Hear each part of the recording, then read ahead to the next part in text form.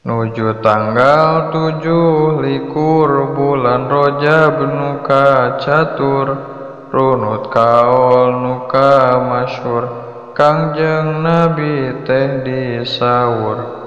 Dipapaku malaikat nyandak burok nuka sebat, lempangna teh cara kilat, tutunggangan Nabi angkat. Ti Makkah ka Baitul Maqdis telami-lami antawis, ku jalmi henteu katawis, kersana Gusti nu wacis. Ti Baitul Maqdis terasna naek tangga saterusna, Mi'raj teh kasebatna, ka langitna bisumpingna. 7 langit sadayana sareng arasy pangluhurna, disumpingan sadayana katut surga narakana. Kangjeng Nabi ditimbalan ku Gusti nu sifat Rahman, anjeunna kudu netepan salat muji ka Pangeran. Sadayana jalmi iman sami gaduh kawajiban, salat nu 5 giliran henteu meunang dikurangan.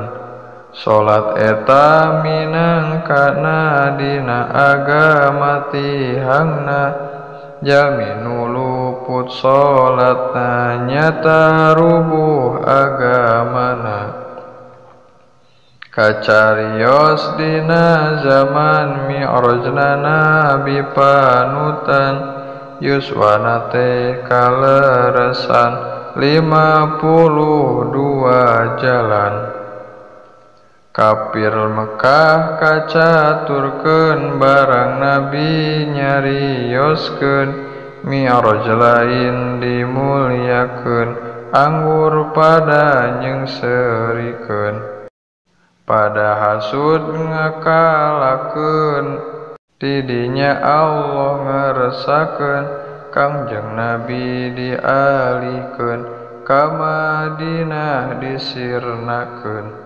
Para sahabat pirang-pirang nubu mela milu iyang, milu ngalih saabrulan henteu pisan sumoreang. Tambih kamulyaan Nabi di Madinah asal sepi, jadi rame kunu ngaji muji kanu maha suci. 10 tahun lamina di Madinah jumenengna, agama Islam cahyana gumebelar ka mana-mana.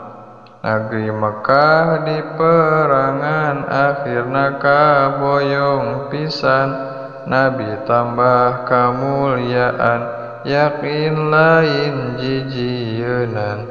Ari yuswa Kangjeng Nabi 63 pasti, makomna di jero negeri Madinah nagara suci.